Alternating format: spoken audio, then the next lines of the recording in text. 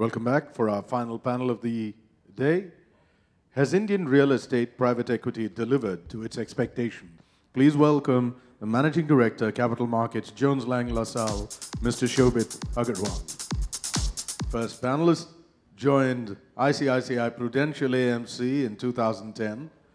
At ICICI Prudential, he is responsible for anchoring the real estate business and driving team synergies. He has an overall work experience of around 20 years. Please welcome Mr. Rahul Rai, Head Real Estate Investments, ICICI Portfolio Management Services. Our final panelist spearheads the Ask Group initiatives along with the subsidiary companies. Prior to joining the group, he worked with ICICI Home Finance, the largest mortgage company in India and a wholly owned subsidiary of ICICI Bank. Here he is, Mr. Sunil Rohakale. Thank you. Thank you, VC Circle, for getting us here. I don't know, I was not here since the morning. Is real estate become so bad that the room is empty? Or is it just that people are tired, I guess? I'm very privileged to have my co-speakers, Sunil and Rahul. They are stalwarts in their own right. We've been always on the opposite side and trying to sell something to them most of the time. It's nice to get them on stage where we can have an open discussion. It's a very interesting topic and it's most appropriately timed. FDI or private equity world for real estate started in 2005, prior to which, most of the funding was largely in the secondary markets, which is HNIs trying to, be very regional, in fact, sometimes very local in market. 2005, obviously, regulations got relaxed. Private equity funds were set up. And it's about time that the vintages of 2005 to 2007 are seeing one complete cycle. So it's really the right time to ask whether these funds have delivered to their expectations. And, just to sort of elaborate there, I would think, obviously money matters. So one, we can focus more on the fact that how much and really where is that money coming from. But also a very large part of their, expectations from private equity guys were that they will also help industry to institutionalize and developers to institutionalize quickly.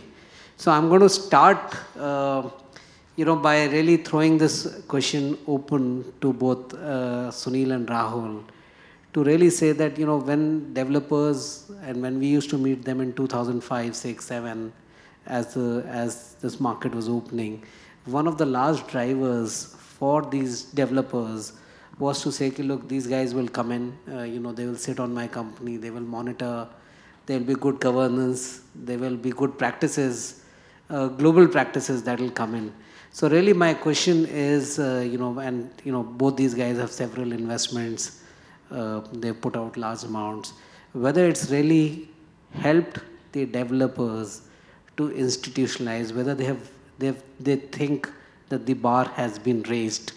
And would they be comfortable, and the test of that would be, would they be comfortable doing repeat business with their partners, and would other people also like to partner them?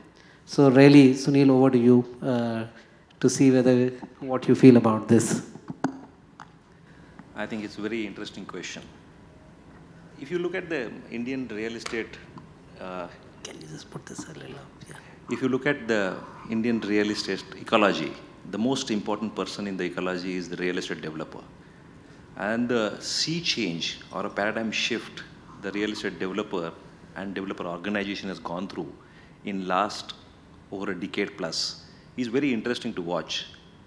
Real estate being an unorganized subject, hardly any attempt was made in the past to really make it an institution by itself. The developer have only thought of building the business in an institutional way only when he became bankable. Now the first is that because most of the developers were family managed, closed door, there were nuances which probably have forced him to probably remain guarded. I think as economy has opened up, and 2004 and 5, when developers started seeing a huge amount of cash flows by virtue of customer advances, and I think that is the time where he probably started getting into shifting gear from a small to a mid-size to large-size developer, getting a skill set required to be a developer and not limiting himself to a land aggregator. Most of the developer earlier used to think that buying land and buying land cheap is the only core competence of a developer. And today, if you look back, the developer do realize is buying land is very critical, but it's not sufficient to become an institution as a developer organization. So I think building construction management, design, the client centricity in the organization, bankability of the whole business model, everything is important, and that whole package gives you that brand, and that brand is then pursued by the end customer. I think that realization has happened to real estate developer, and I must say that by virtue of banks being more active and not really the LICs and the SDFCs of the world pre-2000 were the only people lending to real estate developers and their customers actively. In 2000 onwards, private sector banks have taken the large leap, and that has helped the developer in getting the cash flows, think big, see a larger vision, think beyond boundaries, go beyond his core competence, learn new asset class or segments. And I think 2005, when the Indian economy got opened up for foreign direct investment, actually was another journey. Now, their journey, when you have opened up the sector, we were not, maybe in hindsight, I'm saying that we were not even ready to handle such a large amount of dollars. And probably the nuances we can discuss at maybe some other question, but I'm saying the fact of the matter is that the ownership of a developer and being more transparency in the operations, and probably is the commitment of partners and accepting customer as a partner, bank as a partner, or private equity as a partner. To my mind, the process has yet not reached to the full scale, but I think we have made a substantial progress, and I will call that as a first level of institutionalization. Absolutely. Rahul, would you agree with Sunil? And do you think we have done enough to institutionalize these guys, so to say, developers? Yeah. Yeah, I would definitely agree. We have both been, experiencing the same thing over the last 10 years or so. But just to add to it, I mean, in terms of, it's a journey of institutional building, and I think it's currently still a work in progress, but a substantial part of the journey has also been made. So as Sunil explained, that, now people are becoming more client-centric, much more transparent. Just to add on to it, I mean, in 2005, when FDI opened up, you would have struggled to find developers who have completed more than, let's say, 1 million or 2 million square feet. And now if you look at it, there are so many developers, I mean, in each of the local cities or geographies, who would have done at least 4 to 5 million square feet. And it's not an easy task to do that kind of amount of construction in the Indian circumstances. Now we come across situations where, in 2005, somebody told you that I'm doing a 30-acre, 30 lakh square feet project, and I'll deliver it in 4 years. You can take it with a pinch of salt that, he will take 6-7 years. But now people have got the systems, got the manufacturing thing, got the sales machine, and so on. And now if somebody comes and tells me that, he can do it in 4 years and so, then I'm pretty sure that, he has the capability to do it. So I think in terms of people's capability to execute projects, it's substantially at a different level now.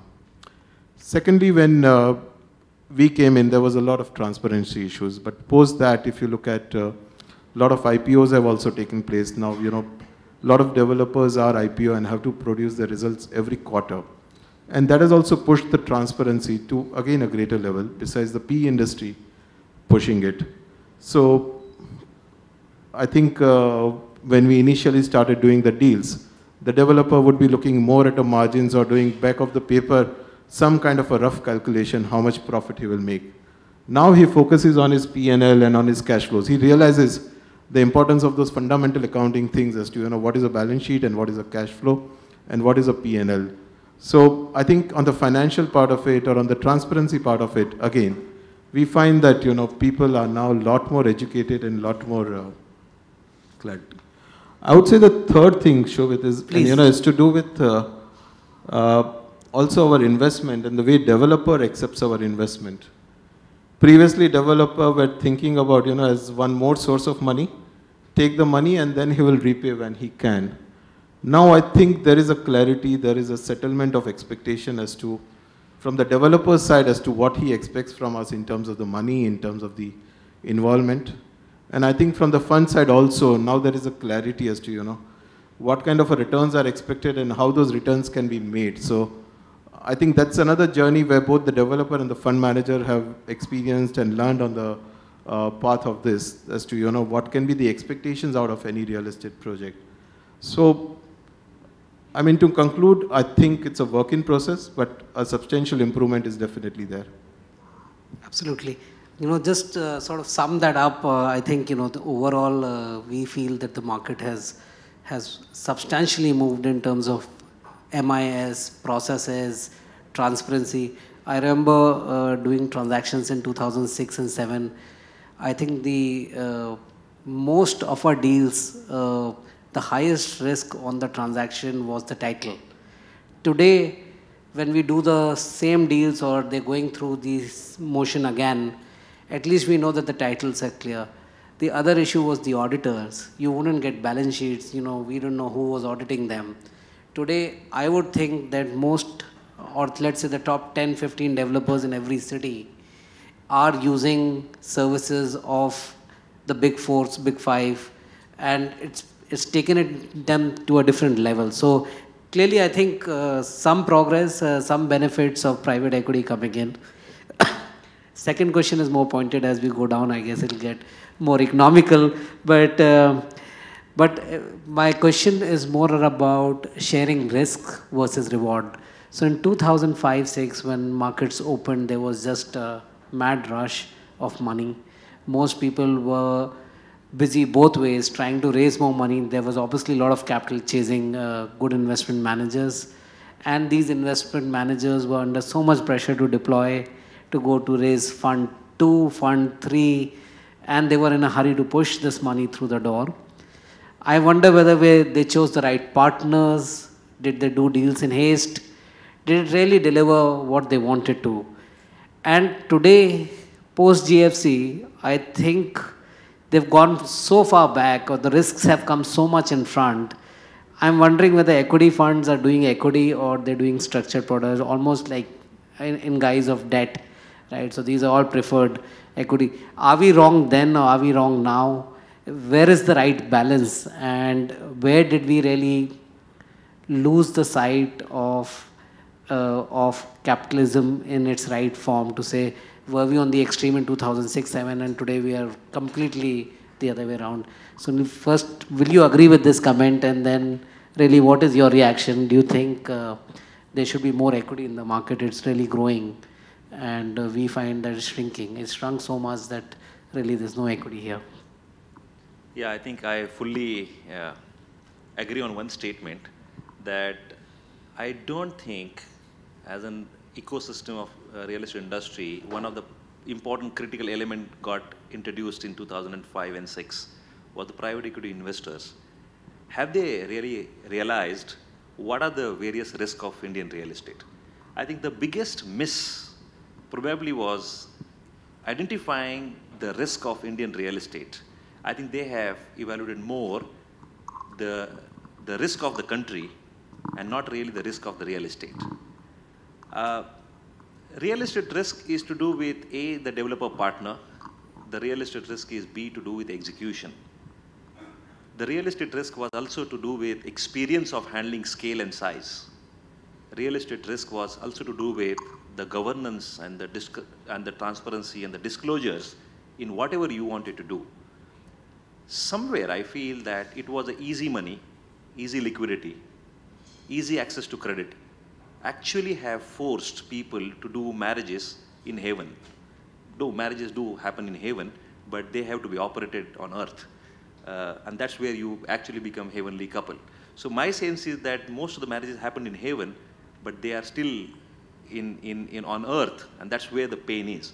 Now, my sense is that if a developer have never executed life to date in last 20 years, more than 2 million square feet, expecting him to do 2 million square feet in 5 years' time was a big challenge. Expecting a developer to do a hotel or a retail mall or an extraordinary IT park was simply vague expectations from. So I think there were challenges of identifying the risk. At the same time, I think developer partners will also lose in commitments. I think it was a issue of faith and trust, and I think as an industry we have got a substantial blow where if you take, nothing is only a faith, it is all documented part. But the fact of the matter is that the investor who believed the story of a developer, of an execution or a commitment to a project probably have gone completely haywire. That led to some amount of apprehension that whether the risk reward is really there. And coupled with that, the great downturn of 2009, 2008, I think have also taught a substantial lesson to both the developers as well as the private equity investors, domestic and offshore both, including the bankers, the private sector bankers as well as the public sector bankers. I think as a part of the learning of the last decade, with excesses, extraordinary greed to extraordinary fear and conservatism. And then came the era of risk averseness, where probably today there is no capital which is willing to take the equity risk because everything is uncertain. So what had happened clearly is that most of the capital, which is actually basically a risk capital, but doesn't want to take a risk. And on the garb of that risk capital, probably the theory is that they would like to be as much secured, as much upfront, as much guaranteed, as much preferred. The fundamental question in India is that this guaranteed, preferred is very nice terminologies on a piece of paper. So whatever you write as a content, if there is a missing intent, then this content has no meaning. So I feel, honestly speaking, these guaranteed businesses probably as a mezzanine return or a mezzanine return coupled with the upside kicker, one can call it a structured debt, simply emerged not by choice. These emerged because of sheer fear. Investors were unwilling to give money to private equity investors for giving them an open-ended risk, which probably was still not being seen as a foolproof because the returns what was generated are still on the way and not really reached there. Whether the risk-adjusted returns of the previous funds in last 6 years, whether we have what is good, if you compare that with the public listed equity, maybe they are looking far better. If you are looking at those returns compared to what probably you have built an expectation in the minds of investors or expected from a developer, probably they are much lower. So I think whose eyes you are looking at returns are more important, but at a nutshell, those returns are not really closer to risk-adjusted returns as envisaged. So most of the monies which probably got raised post-Lehman crisis is basically a fixed income kind of or a guaranteed kind of a return or mezzanine kind of a return. My sense is that things will change. The projects which are more certain, the projects where approvals are there in place, where bank funding is required, but the banks are unwilling to come forward, developer is having ailing balance sheets, he needs cash flows, he needs some money for the project and taking money for corporate purposes beyond the project. I think he's preferring NBFC guaranteed 24, 23% and removing, replacing a private financer with a fixed income or fixed return kind of investors. But where projects are at an early stage and not a stage where land aggregation happen. I don't think any investor today is interested in land aggregation theory or a conceptual level. I think if the title risk is not there, entitlement risk is not there, and the financial closure is going to happen with a developer's equity and a private equity, I still feel there is a very small amount of money is also available and will be more available in going forward as far as risk returns are concerned. Thank you. Rahul, you like to add? You have a dollar fund, you have a different, or you are also managing a dollar fund until recently. Any different thoughts? So I'll just add to it. I'll put it this way, that we had some foreign money. We also had some domestic money, which initially started doing equity type of investment and then did the structured type of MES investments. We are in the process of raising our new fund, which is very much focused to do MES type of structured investment. And we also have a small portion of fund that we have raised, or some kind of a portfolio scheme for investors, which expects to invest in pre-leased office assets. So it's a very different kind of a theme. So if you ask me the question, whether each of these funds, how do the risk and reward match up? I'll try to say that before 2000, there was a huge mismatch. And the mismatch was essentially arising from the fact that when the deals took place in 2005 to 2007, there was always an expectation that you build a spreadsheet which shows you make a 25% IRR. But somewhere back of the mind, there was a thought that, real estate returns are really sky high. And in fact, the developers will make even more returns than this. And then the reality hit the developers, it hit the fund also, that things which were expected to take place within 6 to 12 months, they couldn't get off the ground even after 2 years. A sample flat was not ready after 2 years, or the approvals didn't come, or the planning took a long time, or the construction cost went up. So when Sunil says the risk were not appreciated, these were the kind of things which, people could not have got their hand around, that, something that they expected to be launched within 6 to 12 months will, in the approval stage, get stuck for 2 years. So those are the kind of risks which the developers as well as the fund encountered in those pre-2000 days, which made this whole thing turn into the MES kind of an investment philosophy. Just before we get into the MES philosophy, my thought about, why this whole debate happens between the developer and us on the equity investment is that, unlike a general industry which has got a very huge growth potential, a typical real estate project is confined to that particular land parcel. And the amount of money and the returns that you can make from any real estate investment is a factor of that particular land parcel. So it's never a super normal returns you are likely to see. So unlike general private equity, where you can even hear of a 10-time multiple and a 15-time multiple, you don't get those kind of instances in real estate. In real estate, the multiples on any investment is between 1.8 to 2.5. It can be lower than 1.8 if the project has not done well. But if it's done very well, still the returns will be around 2.5. That's my view. So in that scenario, what happens is when the developer is sharing the equity with you, he is not generous enough. He does a backward calculation and he wants to ensure that he's not giving you too much so that at the end he does not get his right reward. So when the kitty is fixed, there is always a tension between the kind of a deal that you can strike between the developer and the fund and how much equity you get for the money you are investing. And that's why the MES provides a kind of a clarity as to what kind of a return the financier is expecting. And the developer also knows what kind of a cost at which he's getting this money. And that's why I think industry has veered around to this structured thing. Yeah, well said. And how it will play out, I think currently that's the theme, but next 1 or 2 years, maybe equity will be again in a flavor when people learn more lessons.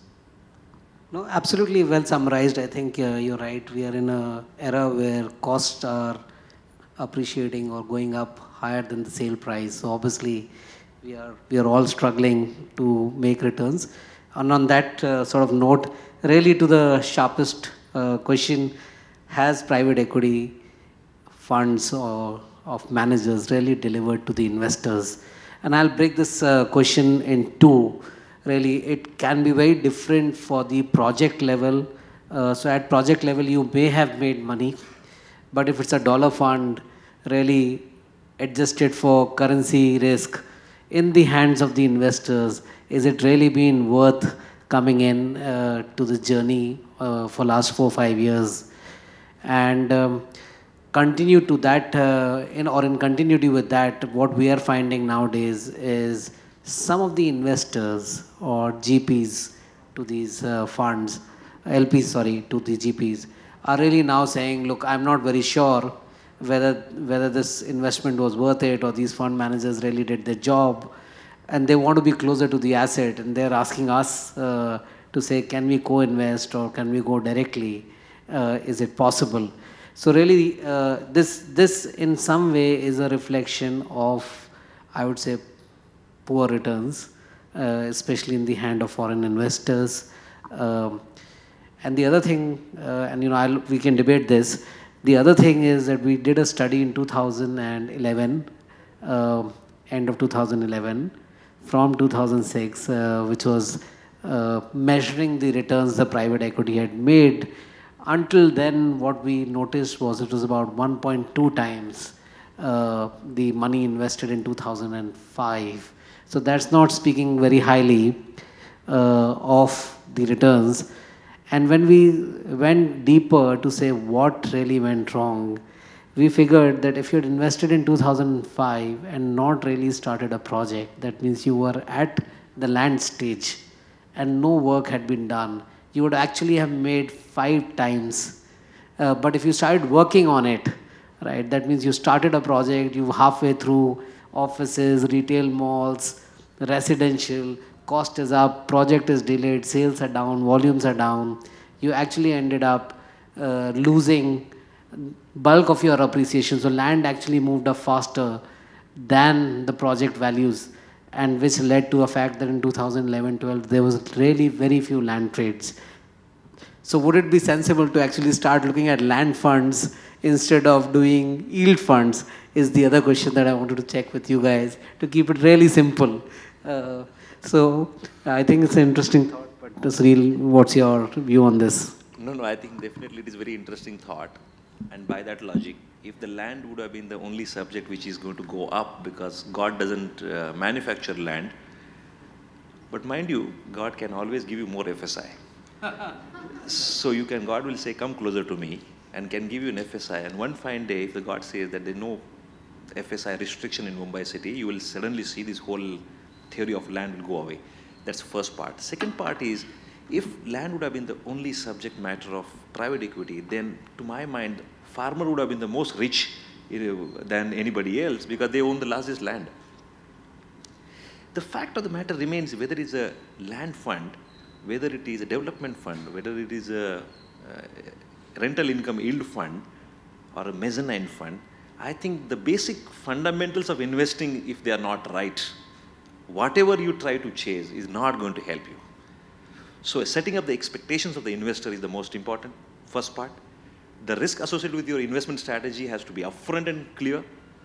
Number 3 is that while selecting your structures, selecting your location, and selecting your partners, in ASK, our philosophy goes very simple. First is the developer. Second is the location. The third becomes a win-win structures of risk-reward. Fourth is your relationships. Last is your returns. Return is a process. If you sabotage any of these things, you are potentially into trouble. Good developer, good location, assured bumper returns. Good developer, not so good location, you will still make returns. Not so good developer or less good developer and a very good location, you may make returns. Bad developer, bad location is assured failure. Structure is also equally important. So I personally feel that developer yesterday was thinking that private equity funds are East India Company.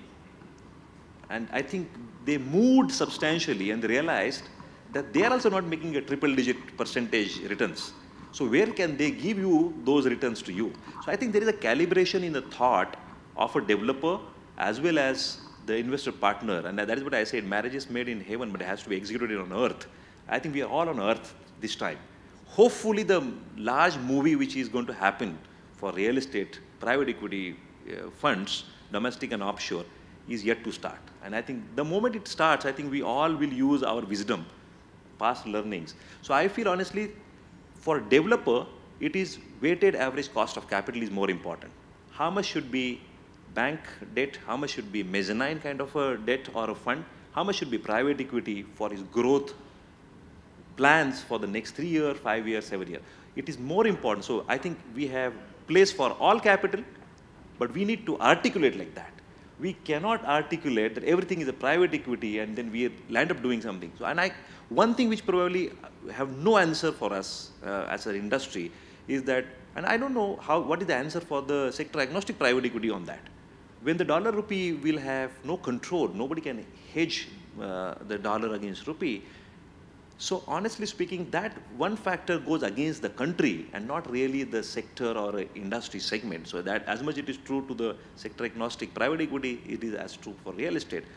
But because real estate has not made the base returns right or sufficient enough to absorb a depreciation of rupee. But today I see the private equity investors are calculating, or the fund manager calculating a 5%, 4%, 10% depreciation while committing returns to the investors. So I think it's a journey, and in the journey, we don't want investors to learn through fund managers' mistake in this country, but I think there is a decent amount of returns, risk-adjusted returns, which probably could be, in 20s, plus minus, compounded annually for the life of the projects, and you doing 2 to 3 multiple. I don't really see which is completely impossible to give a basic hygiene returns. No developer, no fund manager has any role in market going up. It's all luck. This is what I feel. You need to protect your margins at today's prices.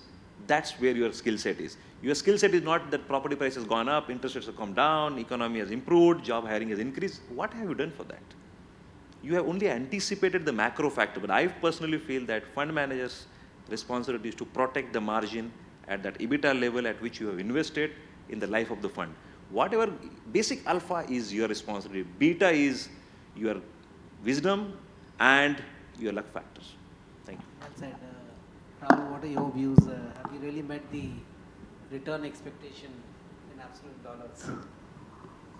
I think if we debate on that, we'll mean a lot more than, this session and maybe the end of the day also. So, I'll not get into so much of the details, but picking up on some of the things that you said is that, post the GFC, the LPs came and, they wanted to take on more hands-on approach and being more closer to the transaction.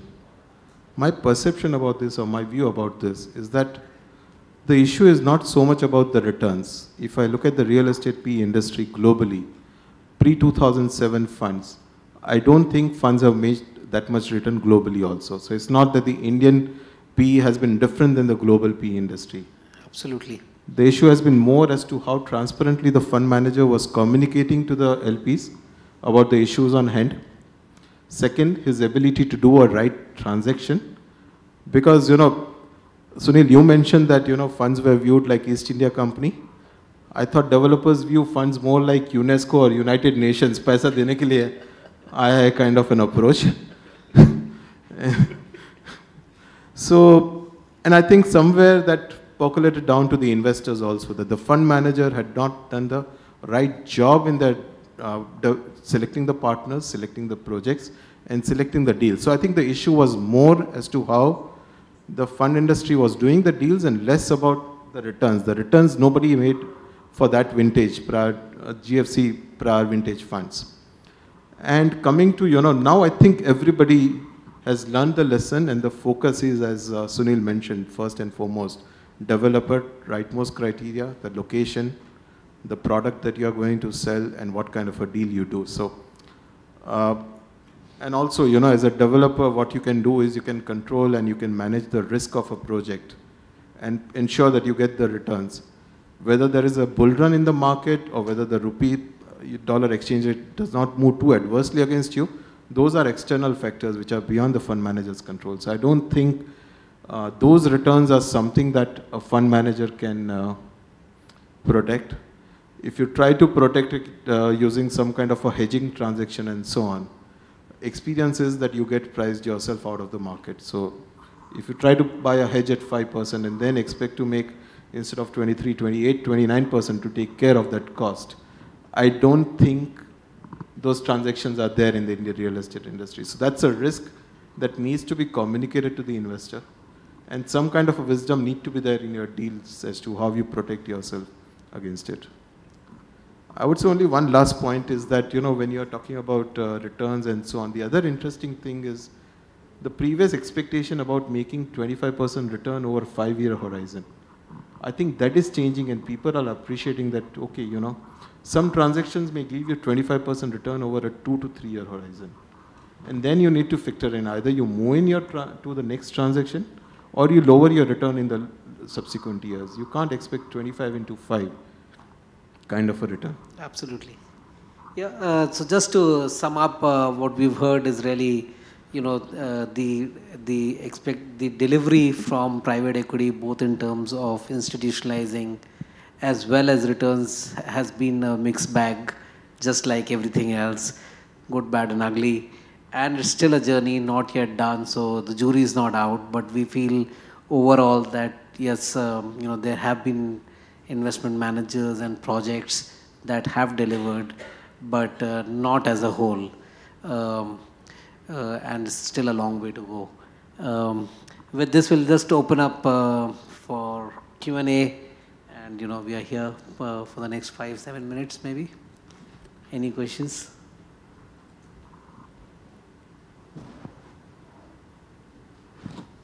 Hi, this is Prasad from Varad Capital. We are a $100 million SME fund. Just a curiosity, one question on lighter side. Is it necessary to be from ICICI to be in real estate fund manager? I think this I'll leave it to you to answer. No, that's a very interesting question, and I must dwell upon that.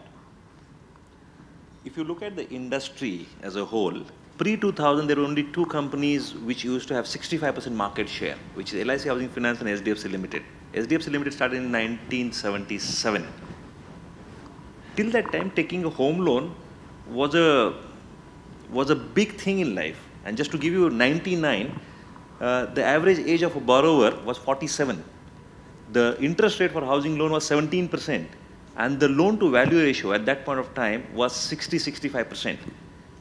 As India has become more younger, and as the people have seen the opportunity in there, that's where ICICI Bank jumped into the fray. In the 99 to 2008, bank could able to enjoy the market share of 33%. Bank has built a portfolio of $18 billion. $18 billion, which is 1/3 of the bank's balance sheet. I think that gave an access to that maybe ICICI Bank to see the end customers and the stakeholders closely. Today, SDFC, ICICI are at the forefront to really look at industry wide, though they can be far more wider in giving loans to developers. They are selective. But I'm saying that could be one of the reasons maybe you'll find some of these organizations are creating some fund managers. Maybe that is the answer. Okay. My commercial question comes now. The tier 2, tier 3 cities, we have seen the explosion in Pune also, which everybody watched. We can get more returns in tier 2, tier 3 cities compared to the metros now? Because they are more explored, or your developer understanding is lesser in those markets? Okay, I just tell you, we just discussed risk reward. We simply feel that the risk of going into tier 2 is far higher than going to tier 1. Simple. Real estate is all about partners, scale, capability, and the skill set of a partner. The size of the partner, bankability of the partner. So if you go to Nagpur, Ahmedabad, Surat, Baroda, Coimbatore, Kochi, Mohali, Chandigarh, or maybe Lucknow, the type of developer you will get, the scale of a developer you find is going to be far different when you go to Delhi, Bombay, Pune, Bangalore, and Chennai. B, infrastructure development is a key reason for a real estate developer development growth. These 5 cities are seeing far larger infrastructure spend. Third, the job creation, which is another driver. Jobs are more created in 5 cities. Job losses, if they happen in 5 cities, there are alternate job opportunities, which probably tier 2 are still driven by the old economy in India, the government in India, and the agriculture in India. So I think fund managers, after going through a pre-2009 and post-2009, are looking to play maybe a safer bait and a low-hanging, which is tier 1. But otherwise, after point of time, when India started looking at 9, 9.5, I'm sure you will have no choice but to look at tier 2s. Just to add. Rahul, go ahead. Sorry, I'll just add that the other issue with the tier 2 market is the depth of the market. So try raising the prices of your product by 100 rupees and then see for next 2 months how the customers don't turn up on the project. It's a really challenging task to sell your product in a tier 2 product. It's a highly price sensitive market. So it's a different philosophy. I think somebody with a different mindset will have to invest in a tier 2. Maybe somebody with a much more longer term kind of a investment horizon can invest in tier 2. But funds like us, or funds who look at an investment of 3 years, especially mine, but otherwise even 4-5 years, for them the tier 2 towns are not that easy to give you the returns that you want. Yeah, just sort of to make it quite simple, is really real estate is a byproduct of the economy, right? And it follows the markets. It doesn't lead from the front.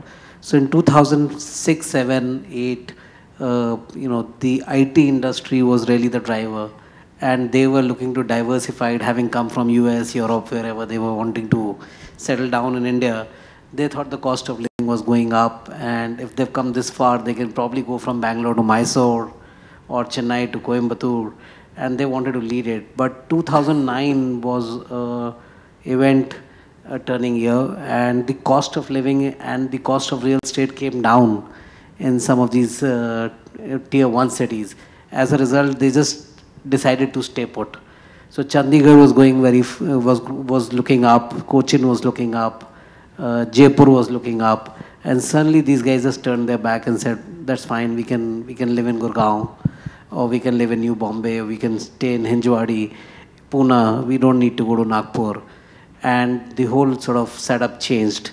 As a result, and it's not yet come back. So prices haven't crossed to a level where corporates or jobs will move to tier 2. So ultimately, tier 2 story hasn't played out the way it should have. That's where we are. Yeah, the suburban story is doing much better than tier 2. You can call it the satellite towns. So satellite towns around Bombay or NCR, they will prosper a lot more, but not pure tier 2 towns like Indore or Chandigarh. Hi, I have two questions. First one being, real estate as an asset class has not performed better than probably, other sector agnostic funds except real estate. Right, that's first. So how do you, convince your LPs, and where do they see light coming from? Because although the prices have not dipped as much, if you see the metros like Mumbai and Delhi, whereas metros like Hyderabad, you see, are so subdued today. The prices, you don't see. Prices picking up in a metro like Hyderabad, right? Could be a Telangana issue, but how do you justify that point? And second question is, on the commercial real estate side, see, primarily the only way to get exit on these investments is, listing it in a REIT format or in a trust format, and that's I think that's possibly the way to get an exit where, you have insurance companies or pension funds happy to have annuity incomes compared to residential, which is self-liquidating. So how do you see that market in India, because you don't see progress on that side? I'll take the first one, maybe the second one. How do you actually convince your LPs? Today? I don't think it's easy task anyway. The question here is that you rightly mentioned, the property prices are not falling down. The issue is that on those property prices, you can do a valuation on Excel sheet and you still look better. But what is the unfortunate part is there's no cash flow in the companies. And hence, I think the biggest challenge is that the sales velocities have dropped, cost of operations have gone up, cost of running that real estate business has gone up. Approvals, cost of credit, the cost of capital, everything has increased. So today the developer or a private investor has to take a decision that will you start cutting your margins, reducing the prices, and what is the level at which you can generate some amount of demand at that price point. My sense is that investor LPs at this point in time are basically looking at your original commitments, what kind of strategy you followed, whether you have told them that you will be at project level and suddenly you went into enterprise level, whether you said that you will be in 5 cities, you have gone into 100 cities, whether you have gone into, you said that you will be in mixed use, but then suddenly you've gone into ITs and 100%. So my sense is that fundamental discussion about the strategies are much more evident now, and more evaluation is being done, which is also learning to LP, and he obviously he's not interested in losing money. So whenever the LPs are then now looking at raising some more capital, I think the blind pools is a big challenge. They are saying that we would not now like to play a strategy which probably last time they have played. Show us those investments and probably we will be open to give you money. So my sense is co-investment become a name of the game. Some of the large LPs have started saying that, okay, hold on, I think these fund managers have not done a good job. Let me come and set up my own shop in this country. So they started putting their own money through their own shop. So there is a mixed part of the journey, but it's not easy. And there's no right or wrong answer that how to convince the LP part of it. Because the verdict is not completely out. Let us be very clear, the verdict is not completely out because the whole growth have stalled for 3 years, 9, 10, and part of 8. So I think it has taken a big toll on the industry, and unwinding will take a little more time. So question is whether time adjusted returns you will get it or not. So that is still a question mark. But obviously would have done better. And LPs probably at this point in time are more cautious, more vigilant, and they would like to do more asset tours, and they probably are not open and believing the word as the fund managers have believed the developers' word. I would say, Sunil, the answer to the question was what we had discussed in the previous question, that whether prices remain, kind of a stagnant or they grow up, is sort of somewhere beyond the control of the fund manager. It's a kind of a macro, so it's beyond your control.